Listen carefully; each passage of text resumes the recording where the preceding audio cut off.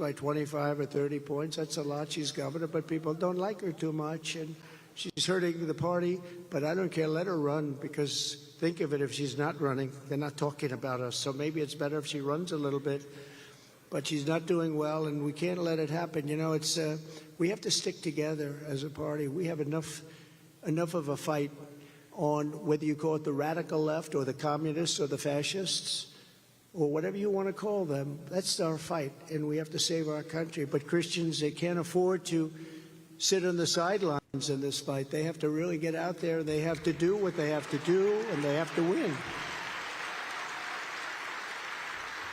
The corrupt persecution by this regime will not stop with me. Oh, it's not going to stop with me. I mean, they gave me a fine of $355 million for doing nothing wrong. This was a fine like I've never seen before. And you know the amazing thing? The people in this country, they understood it immediately.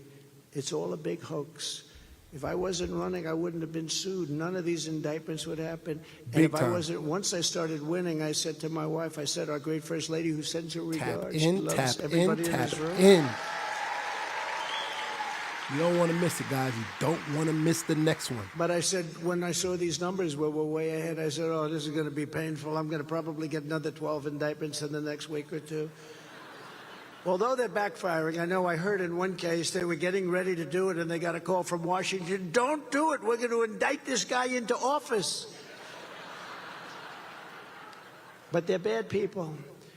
The chains are already tightening around all of us. I mean, if you think about it, ultimately the radical left is coming after all of us because they know that our allegiance is not to them. Our allegiance is to our country, and our allegiance is to our Creator. They don't want to hear that. They don't want to hear that. Wow. How any Christian can vote for a Democrat, Christian or person of faith. What? Person of faith. How you can vote for a Democrat is crazy. It's crazy. How a Christian could vote for a Democrat? What? Tap in, tap in. It's hard. You know, we have to really go out on November 5th, and we have to get votes like nobody ever got before, because they always cheat. We have some great safeguards, a lot of things. The last time, well, we won one that we weren't supposed to win. They went crazy, and they decided to do things that they shouldn't be doing. And we were somewhat unsuspecting. Let me know about that shot. Something that really has he said if you set Christian, back our country why would tremendously. You vote for them? But we're going to get votes. I will tell you, we did phenomenally in 2016. We won. We did much better in 2020. We got millions and millions of more votes, and we got scammed.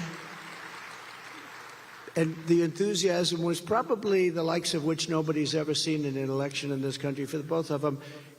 The enthusiasm for this election coming up in November is far greater than it was in 2016 or 2020. Far greater. It's not even a contest. I've never seen anything like it. Even coming over here, everybody has a Trump sign. Trump, Trump, Trump.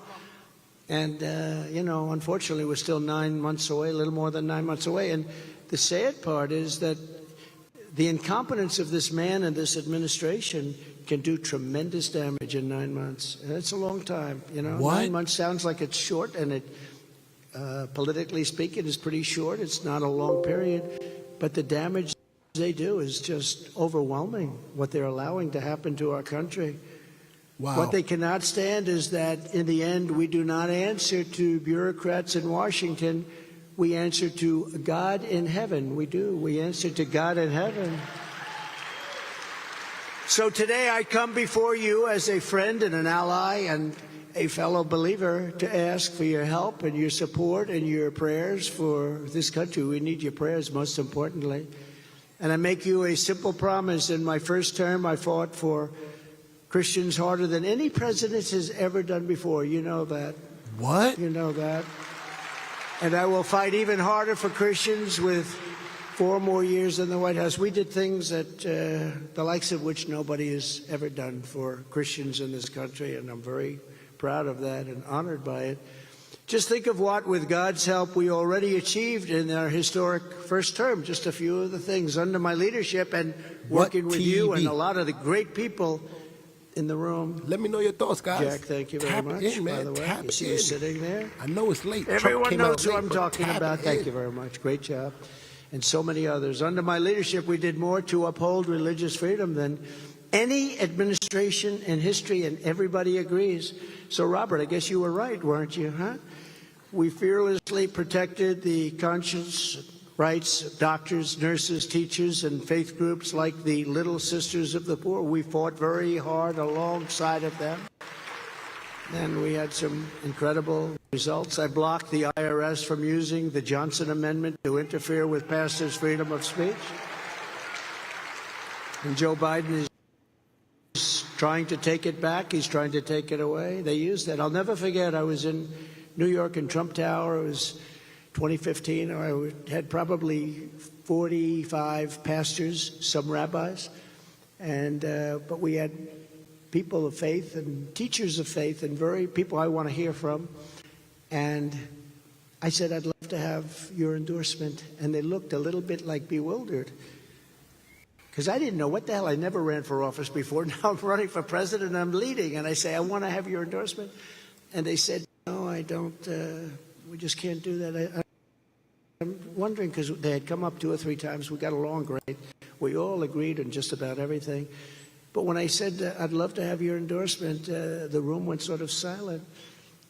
And I called one of them over and I said, what's wrong? I don't understand. Why wouldn't you endorse me? I mean, the person you're talking about, and you could go either way, whether it's Biden or Hillary Clinton. I don't use the word crooked, for I took that word away from her and I put it now on Biden. I call her now What? beautiful Hillary. She's a beautiful woman. But I said, why aren't they endorsing me? I'm so much better. I mean, I don't want to brag, but I am so much for what you are all about, and what you're about is the most important thing. They said, sir, we're not allowed to. We have a thing called the Johnson Amendment. I never heard of that. I said, what is it? Well, if we openly support somebody, politically, we could lose everything. They'll take away, we have a tax-exempt status. They'll take that away. Churches will be devastated, will be devastated. I said, I never knew that. This was Lyndon Johnson, very powerful president, actually, powerful guy. He knew how to get things done, and he had a problem with, I guess they say, a pastor in Houston or Dallas, big problem. And he did this. He put this horrible rule into effect, and it was a very strong rule. And I said, so, and we were on the 68th floor of Trump Tower, and we're looking down on Fifth Avenue. I said, so that means that any person down there That's that money talk has right equal there. power to you people, and you're the people that everybody wants to listen to, but you're not allowed to back that up because you need some political strength.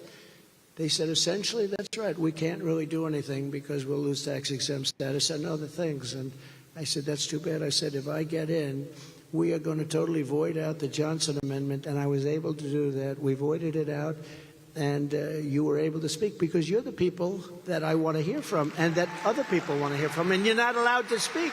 What TV? And you should be allowed. If you see somebody that believes in Christianity, if you see somebody that loves evangelicals or Israel, which has become more and more prominent in your thoughts and your prayers, you should be able to vote and to promote the person that's backing the ideas that you love and cherish and are very important. So I thought it was the most ridiculous thing. Anyway, we got rid of it. Interesting that Trump began saying, why would Christian vote for Democrats? Y'all shouldn't vote for Democrats. What? We had tremendous bite back on that. But for 4 years, we went through a great period. You were able to speak. And we're going to make that on a permanent basis. You're going to be able to do it because you're the people we want to hear from, the pastors and the ministers and the rabbis. The people in this room are the people we want to hear from, and they have to have a political voice. You know, if you think about it, you have men, you have women, and you have religion. If you look at it, you have more than the men, you have more than the women. You have such power, but you weren't allowed to use that power, and you're now allowed to use it. I get in there, you're going to be using that power at a level that you've never used it before. It's going to bring back the churchgoer. I mean, you have to see. I don't like the charts What when I see TV? charts where they're going in the wrong direction. We don't like that. We're going to bring it back, and I really believe it's the biggest thing missing from this country. It's the He's right. A lot of people are not going to church. Gen Zs are not going to church. What TV? this country. Tell me your thoughts about that. Do we need church back in the country? What TV?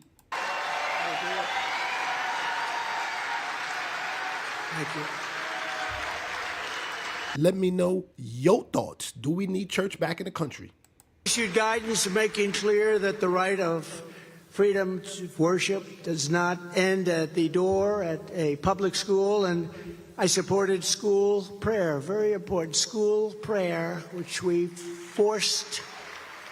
unfortunately had to force into some schools. It should be very easy, you would think.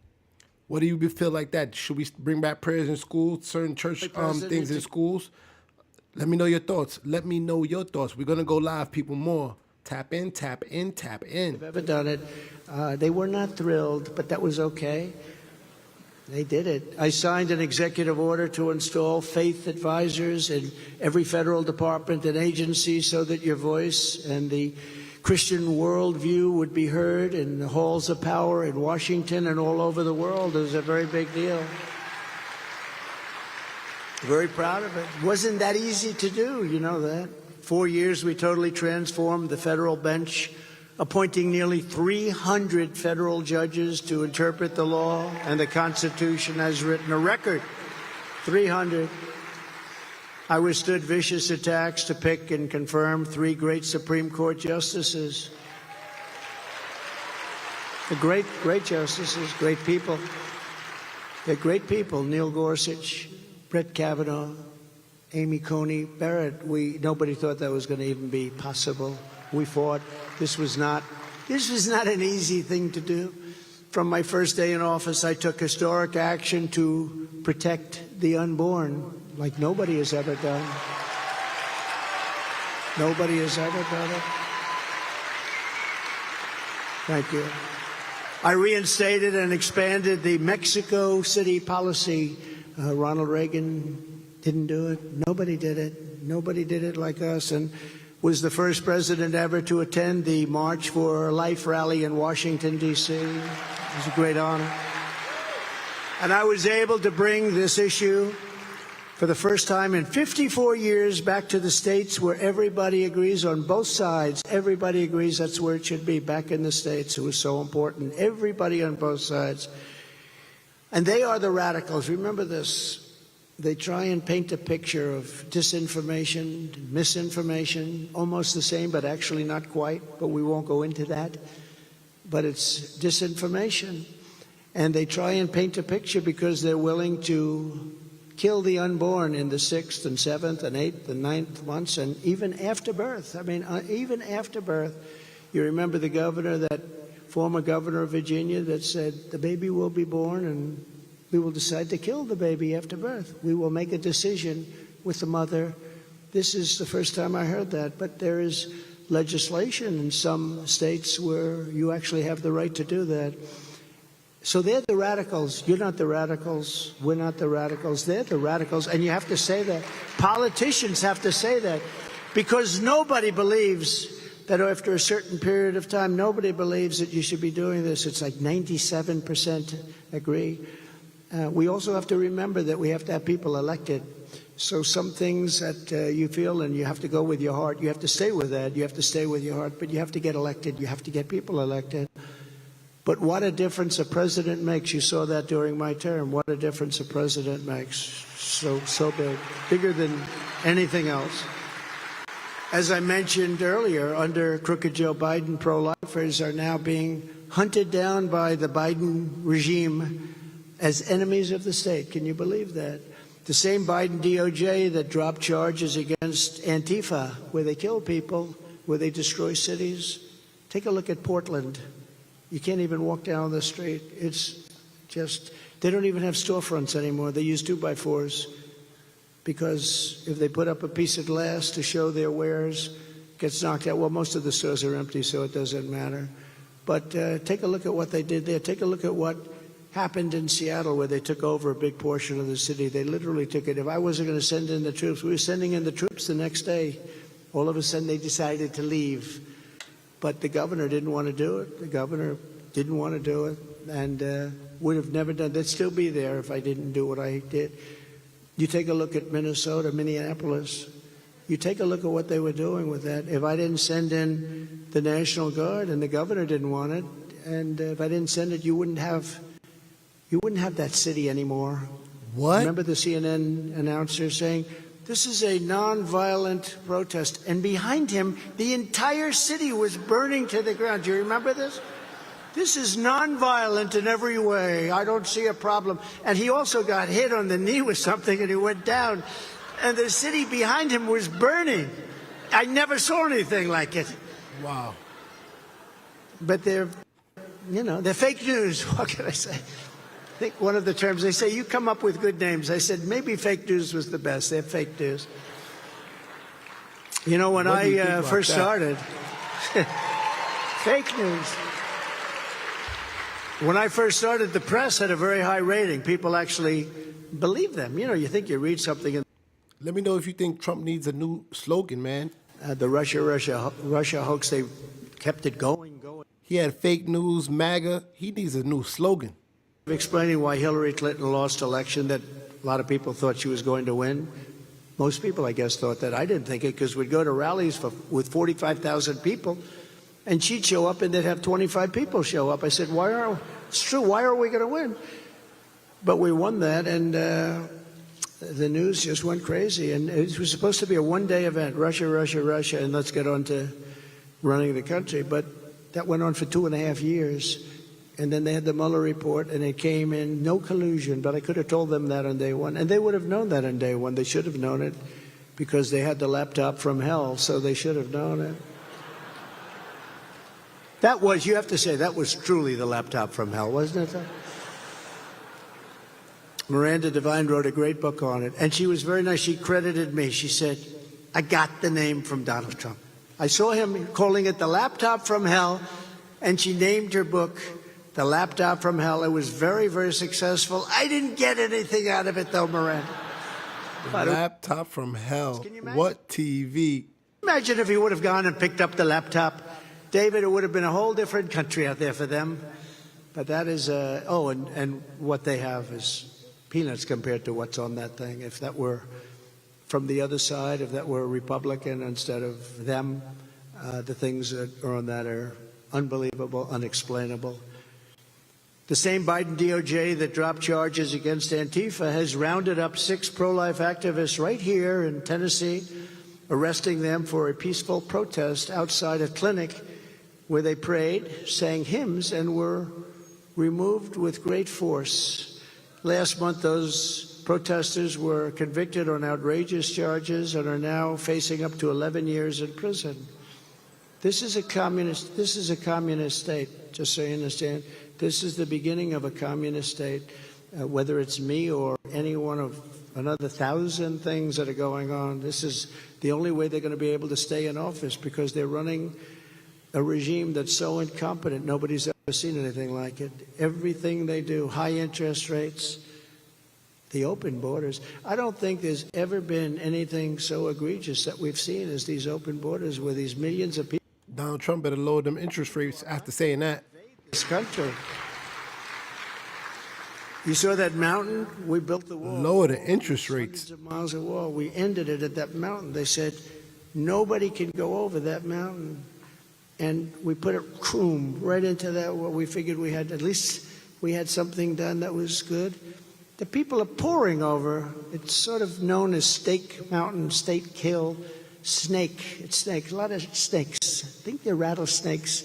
Between the rattlesnakes and the rough terrain and the steepness, they said nobody's coming. The people are coming over by the thousands.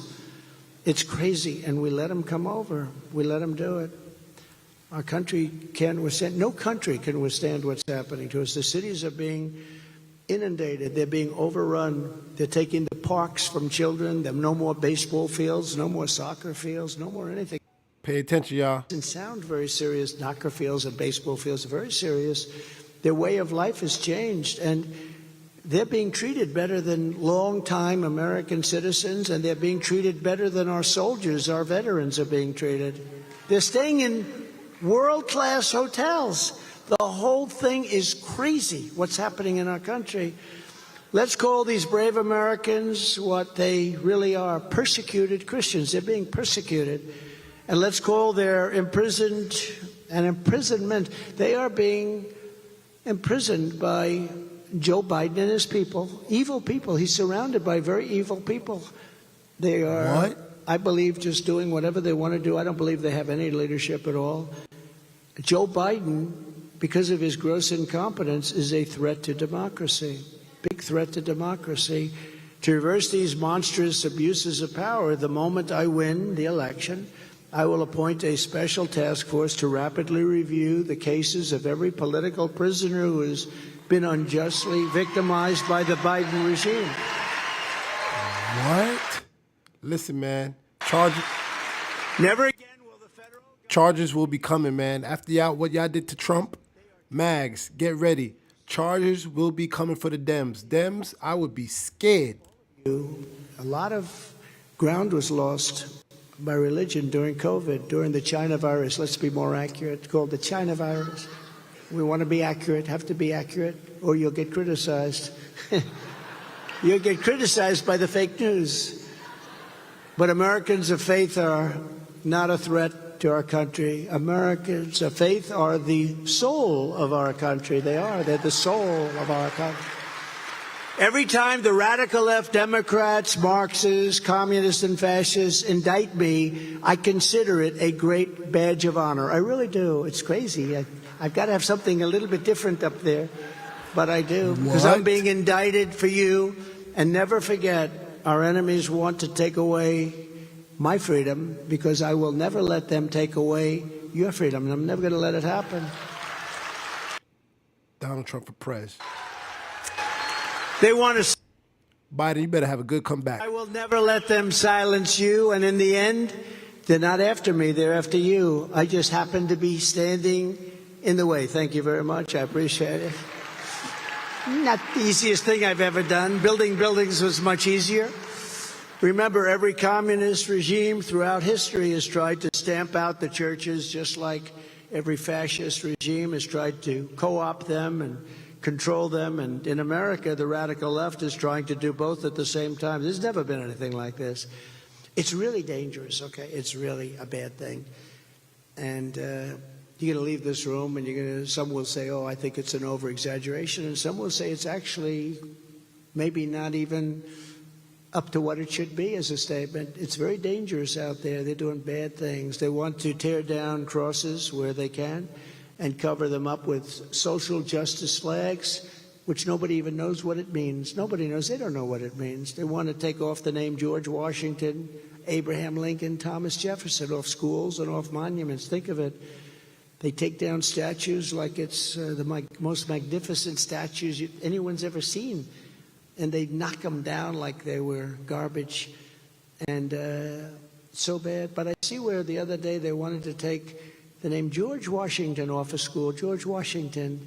When you lose George Washington, you've just about to hit the bottom. That means everything comes off the names of buildings. Even the name Trump is going to be off the buildings. There won't be a Trump up there, I can guarantee you that. If Washington can't make it and Lincoln can't make it, I'm going to have a big problem having my name on buildings. You should put the Trump towers on the White House. The Trump House. Cross Christ under the Trump put his name on the White House, y'all. swear to you, Let me know your thoughts. that will never happen. Never happen.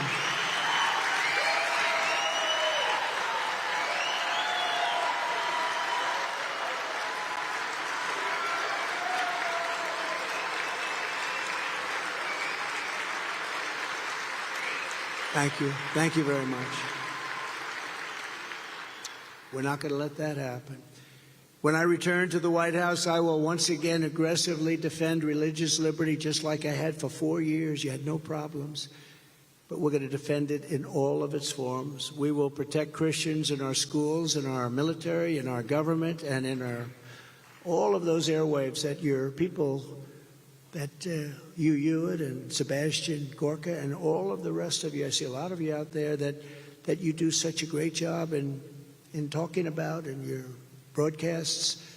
And in Salem, what the job you do is great. I'm telling you, Salem has really done a fantastic job. I just want to thank you. You have courage. You have really courage, because I know it's not easy. Congratulations. And we will protect God in our public square, which they don't want us to do. I will never allow the big media or left-wing pressure groups to silence you, censor you, discriminate against you, or in any way tell you what you have to say. They want you to say what they want to have you say, and we're not going to let that happen.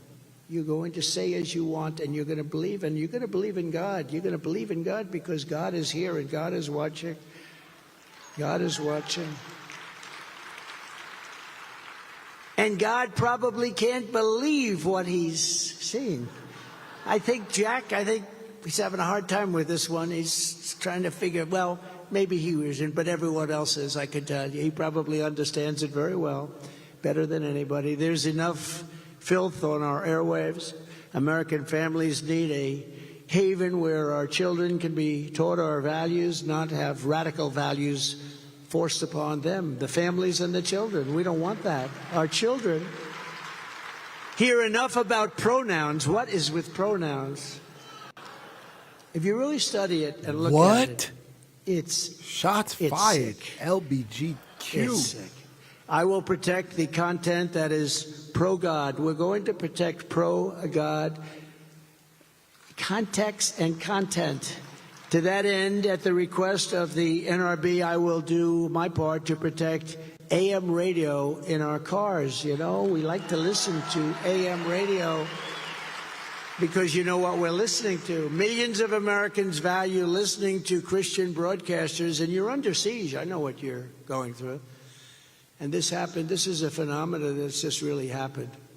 While they're on the road, we support you, and we are supporting all of those believers and the people that believe in you. We're not going to abandon you, and we're not going to abandon those great people that do these incredible broadcasts. They're incredible people. They're brave people. They shouldn't have to be brave people. They're smart people. They shouldn't have to be brave people. There should be nothing brave about it, but they're brave people because of this crazy government that we're developing more and more. It's a fascist government. The Biden administration wants to do major harm to you. You cannot let people vote for these people. You cannot let people vote for the Democrats. They're really wanting to change our whole system of values. Upon taking office, I will create a new federal task force on fighting anti-Christian bias. It's become a very big term, anti-Christian bias. Not believable that you have a term like that, is it? When you think about it, it's like, where did that come from? And it's a very recent phenomenon. Its mission will be to investigate all forms of illegal discrimination, harassment, and persecution against Christians in America. As president, I will once again appoint rock-solid conservative judges in the mold of Justices Antonin Scalia and the great Clarence Thomas, who's doing a phenomenal job. Strong. I will stand proudly with our friend and ally, the State of Israel. We will stand proudly with Israel.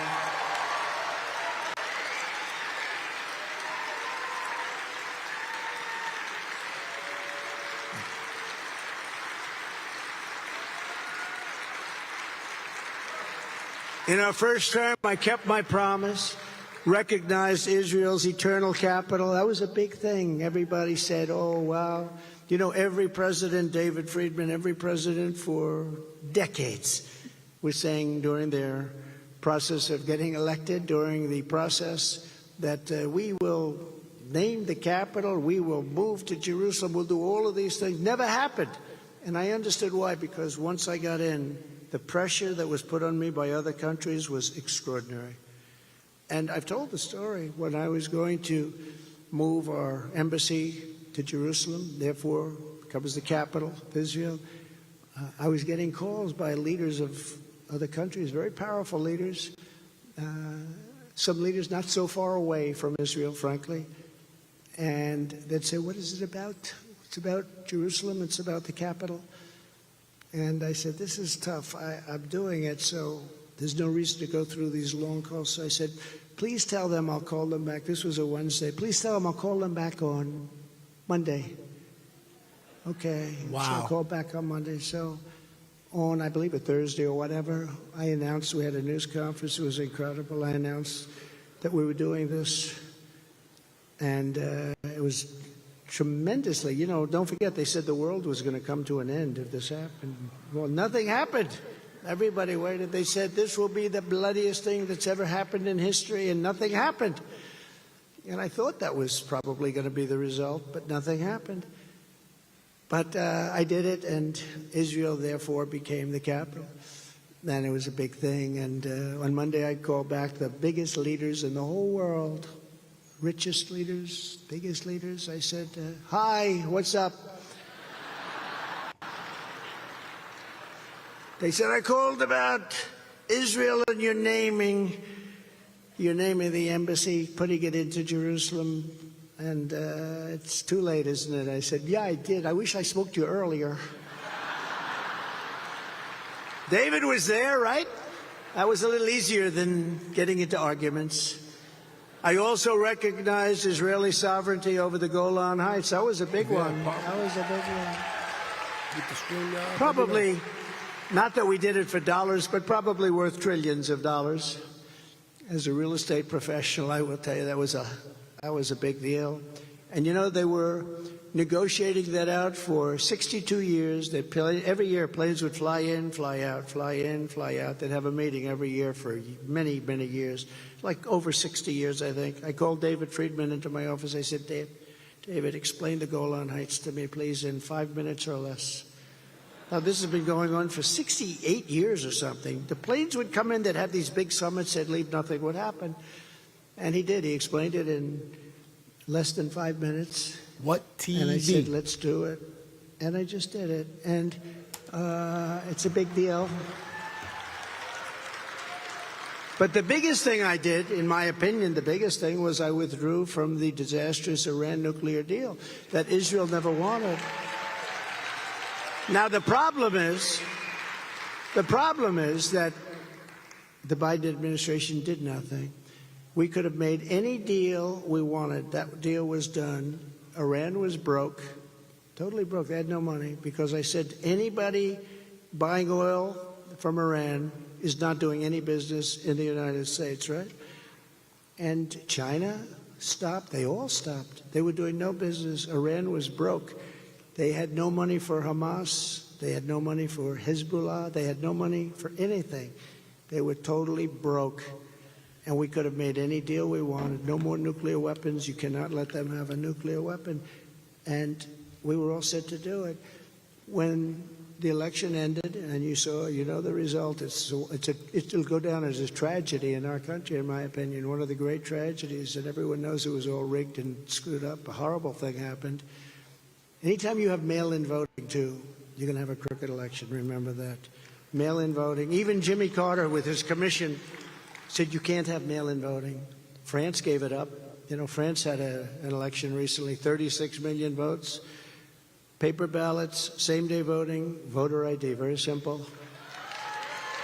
The election ended. You had a winner, you had a loser.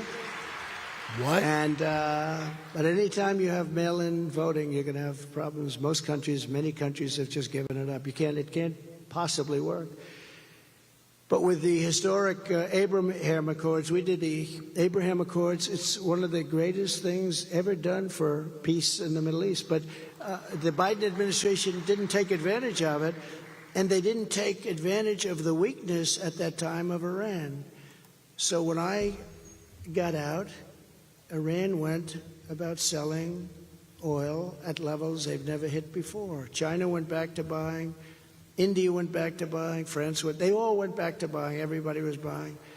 And now Iran has $235 billion. They made it over the last 3 years. $235 billion. Iran is a very rich country right now.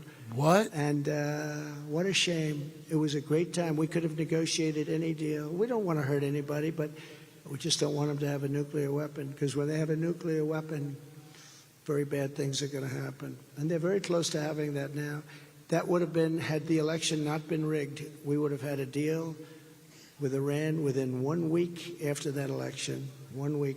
They were dying to make a deal because they were hurting. And it would have been a great deal for the world. It would have been a good deal for them. I want everybody to be happy. They just can't have a nuclear weapon. So it was one of those things. But the other is that, again, Ukraine wouldn't have been. I just looked at some reports that just came out on Ukraine. The death there and destruction is just unbelievable.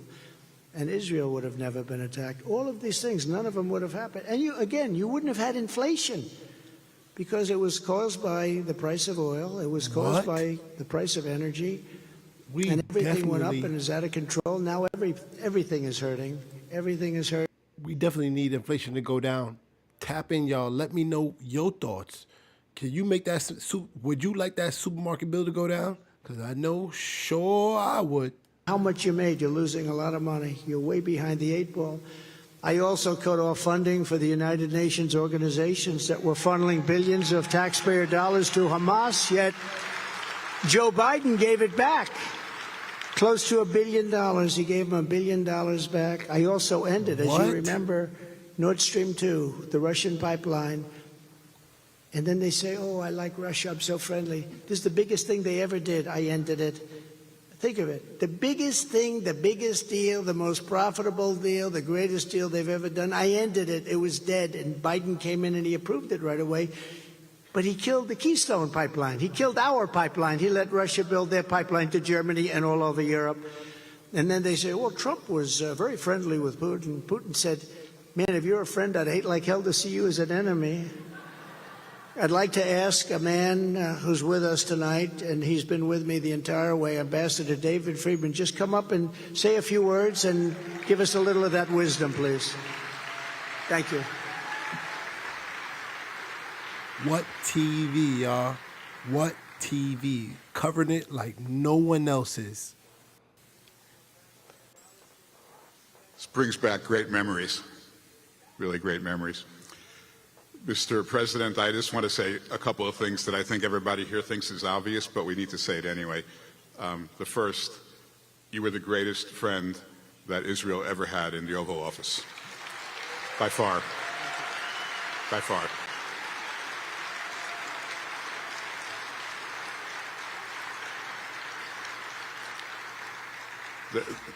The second thing is that the tragedy that is now befalling the state of Israel, and it breaks my heart, and I work on this every day, and I go back and forth.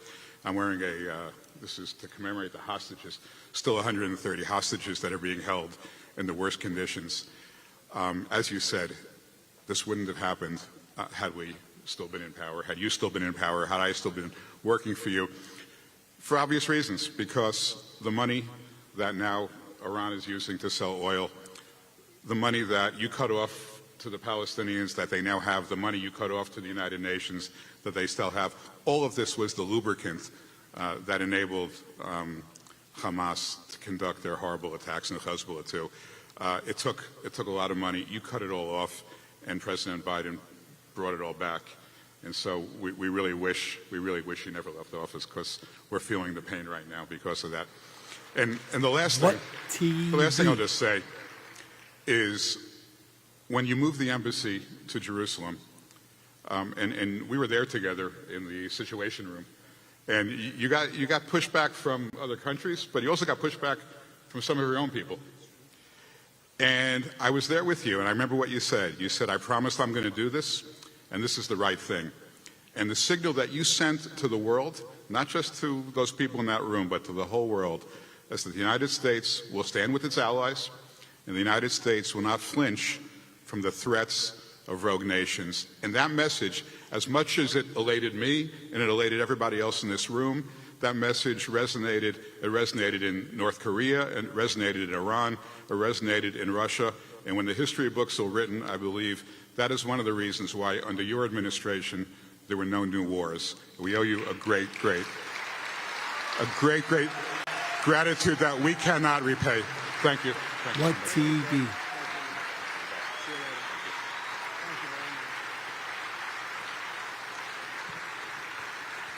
Thank you, David. You did a great job.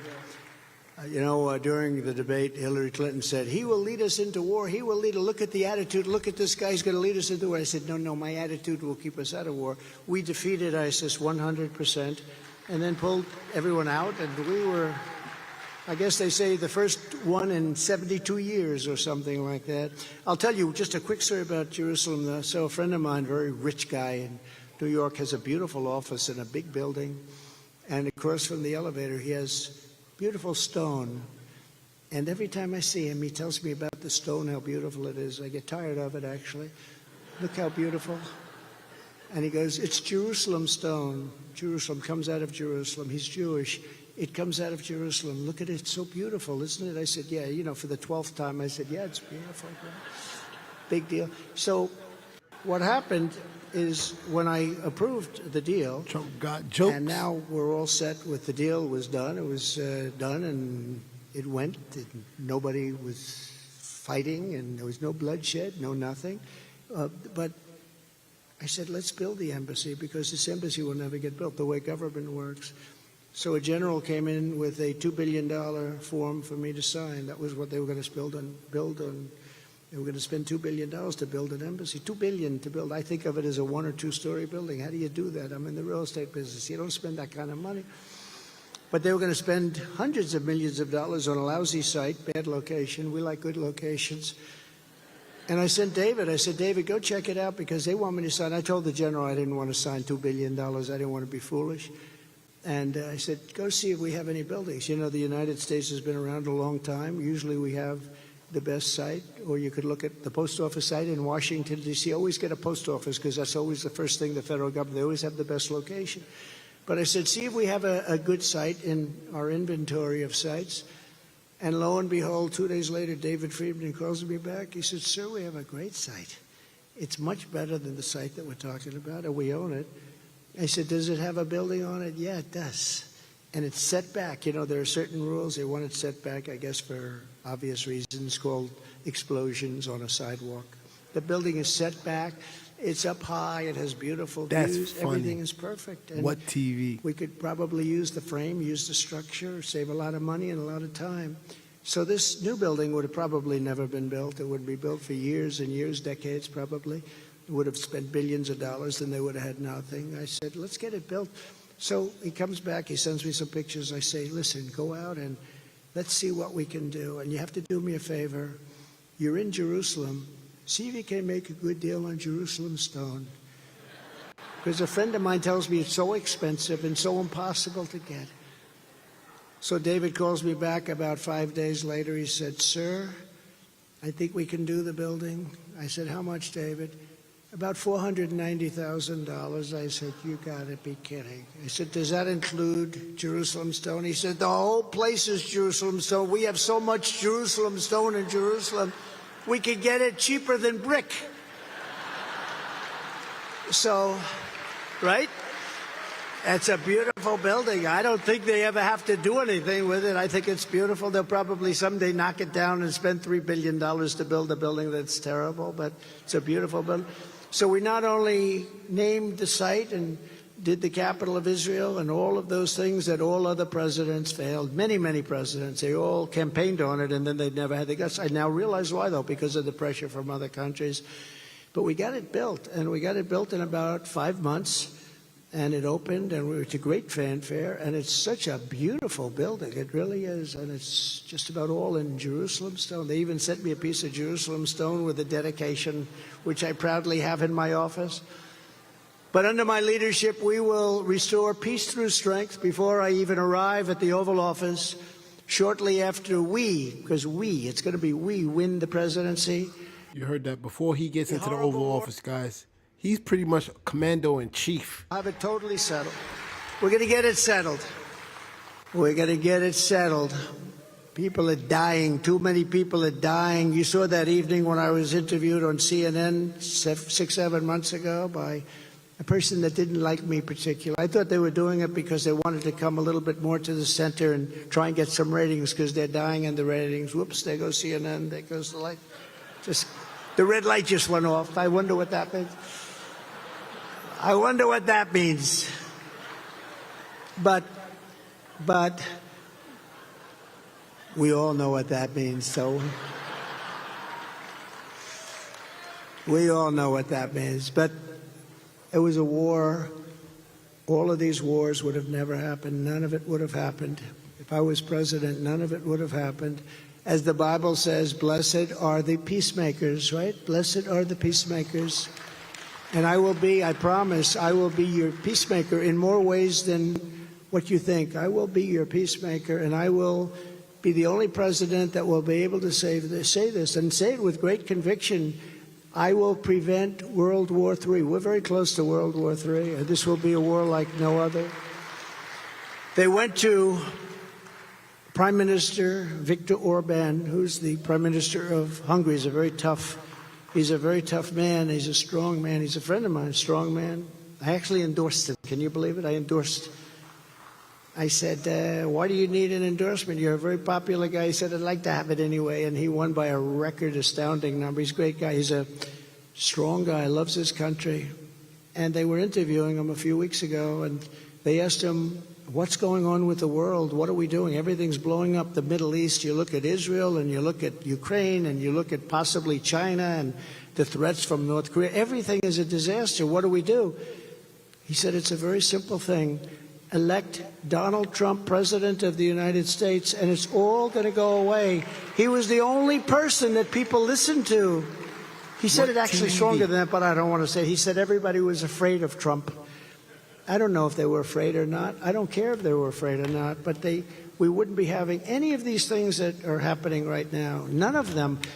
Millions of people would be alive if you add it all up. Both sides. I'm talking about both sides. People are from both sides, not just from our side. Millions of people would be alive right now if everything happened differently on that horrible election period. We no longer have election day. We used to have election day. Now we have election period. Some of them last for 45 days. And what they do during those 45 days is very bad. A lot of bad things happen. I will stop the disaster known as Bidenomics, and we will return to Maganomics, putting America first at all times. We will stop Biden's inflation nightmare. I will cut your taxes and regulations, and we will drill, baby, drill. We have more than anybody, remember that, more than anybody. Liquid gold, I call it. On day one, I will seal the border and stop the invasion of our country. It's an invasion, just like a military invasion. 3 years ago, we had the most secure border in U.S. history, and now we have the worst border in the history of the world. There's never been a border so bad as this or so dangerous. As soon as I take the oath of office, I will terminate every open borders policy of the Biden administration, and we will begin the largest domestic deportation operation in American history, because we have no choice. We have no choice. I will also use Title 42 to end the child trafficking crisis by returning all trafficked children to their families in their home countries, starting immediately.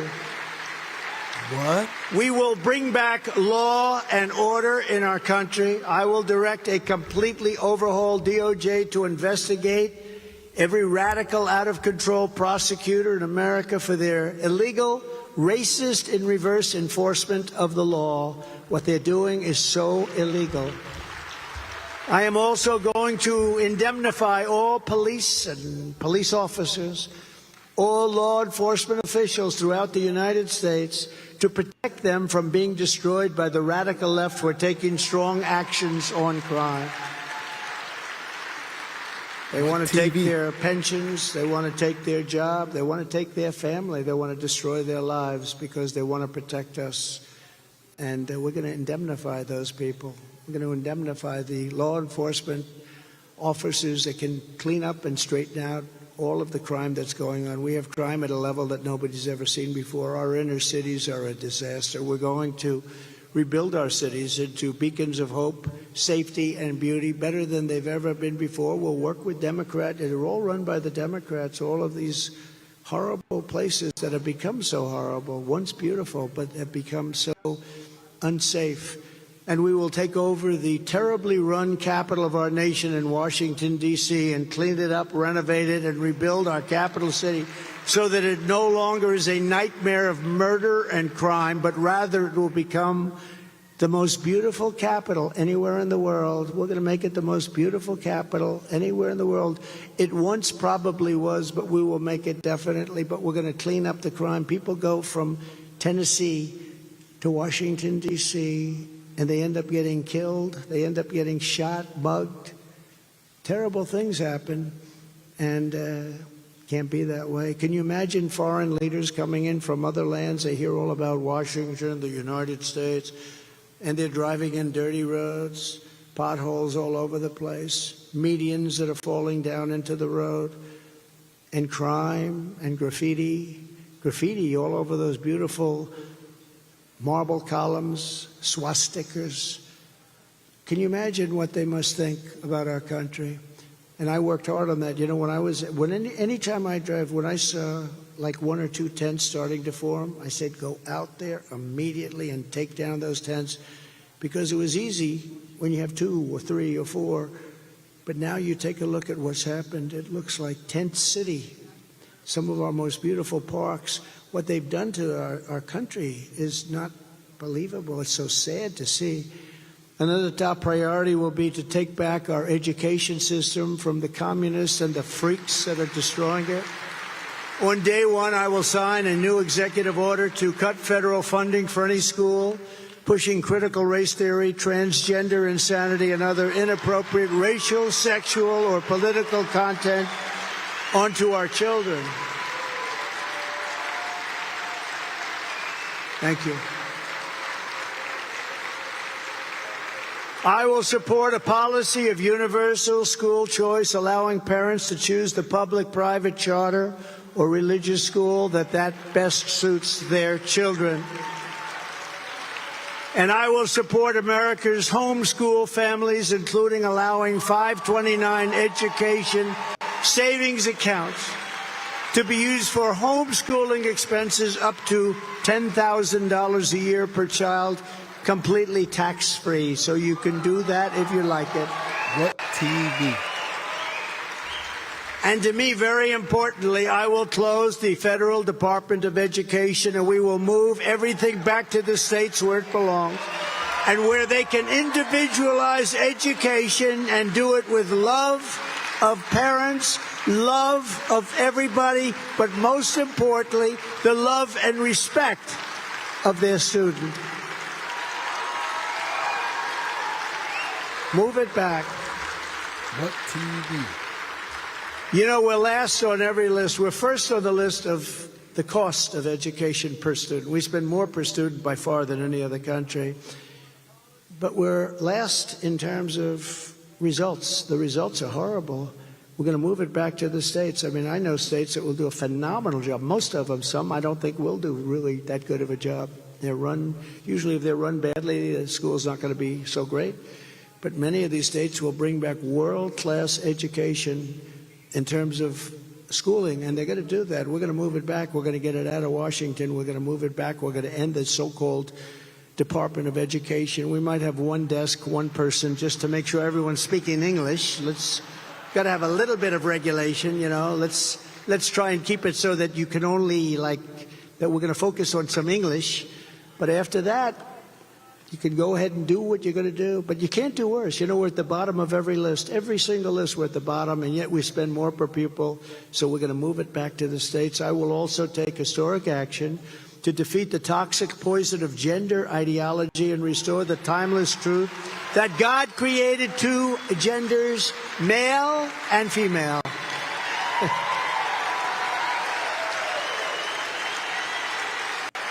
So crazy.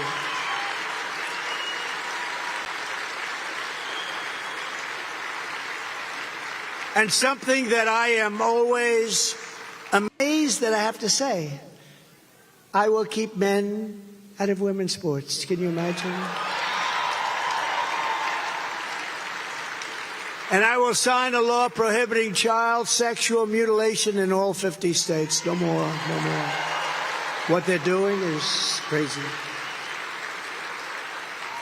These are some of the things that we must do, but things that are very important to this particular audience. We have to do a lot of other things, but this particular audience wants to know how we feel about that. For those of you who live in Tennessee, I love this state. You know, we won this state by numbers that nobody's ever won.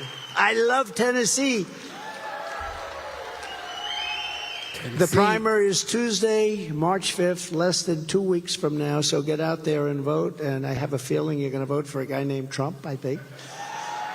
So get out there and vote. And it's important to do it. Not that we have a race, because we really essentially don't have a race. Nikki is not a race. But we have to send a message to these radical left lunatics that on November 5th, we're coming. We're coming in numbers that they've never seen before. Because when the numbers are that way, and I think they have a chance of being that way, you can only cheat so much. You can only cheat so much. So we have to really we have to let the world know that we're coming. We're going to come in big numbers, and on November 5th, we're going to get rid of a man who is the worst president in the history of our country, I think by far. So get out and vote on the 5th. You got to get out and vote. Very, very near. Get out and send that message. But the big one is in November, but you got to send the message right now. So even though it's not much of a election per se, you got to get out there and you have to send that big, beautiful message that we're coming. For generations, America's religious broadcasters have helped the people of this country live up to the words of our glorious motto, "In God we trust." We will never change that motto. You know, there are many, many people that want to change that model. That model will never change. That motto will never change. It's a magnificent motto, and we've had it, and we're not going to let people talk about that.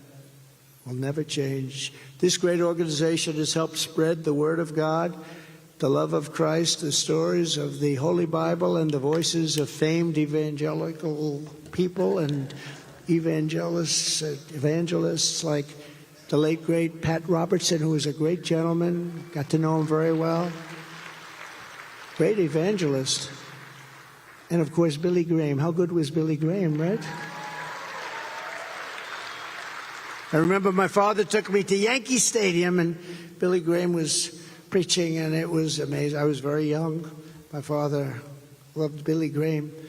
And that place was packed, bigger than any World Series game, bigger than anything anybody's ever seen, and it was packed. And we would love to bring it back to those days, Jack, right? We'd love to bring it back to those days. Amazing. Our country would greatly benefit by it. Your efforts have inspired millions and millions to live their values and put faith at the center of their lives, so importantly. And in turn, these legions of listeners, citizens, soldiers, ministers, and everyday American believers not only help defeat fascism and communism, they help to build America into the greatest nation in the history of the world. But now we are a nation in decline. We are a failing nation. We are a nation that has lost its confidence, its willpower, and its strength. We are a nation that has lost its way. But we are not going to allow this horror to continue. We can't allow it to continue. 3 years ago, we were a great nation, and we will soon be a great nation again. With your prayers, your voice, and your vote, we will reclaim our government from these horrible tyrants. We will remove the communists, Marxists, and fascists. We will defeat crooked Joe Biden. We will restore faith and family to the center of American life, and we will restore power to the people. Ladies and gentlemen, with your help and God's grace, the great revival of America begins on November 5th, 2024. It's a great revival. So again, I want to thank you, and I want to thank the National Religious Broadcasters. I cannot state strongly enough what an incredible job you do. God bless you, and God bless America. Thank you very much. Thank you.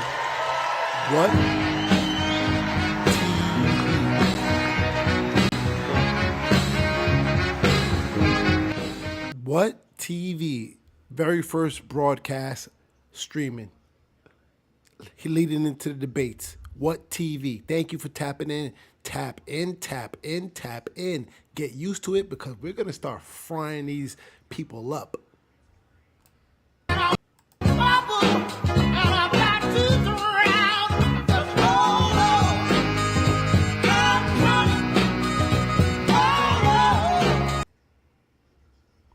We want to get flagged. We don't want to get flagged. We don't want to get flagged. Thank you, everybody, for tapping in to the election following Trump. And we're going to do a lot more of this. So get ready because we got some things coming. You're going to want to listen. Trust me, we didn't even get started yet. We didn't even release the good stuff. Wow. Let me know your thoughts. I mean, Trump kicked this off with saying Christians shouldn't vote for Democrats.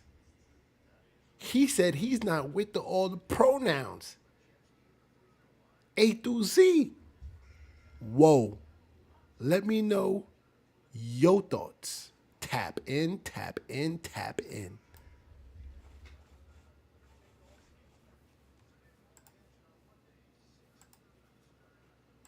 I thank our friends over at the Birch Gold Group. They have been a great partner for today. And if you want to learn more about converting a traditional IRA into a gold-backed IRA, our friends at the Birch Gold Group can do just that. Simply text the words Trump to 989898 to get that free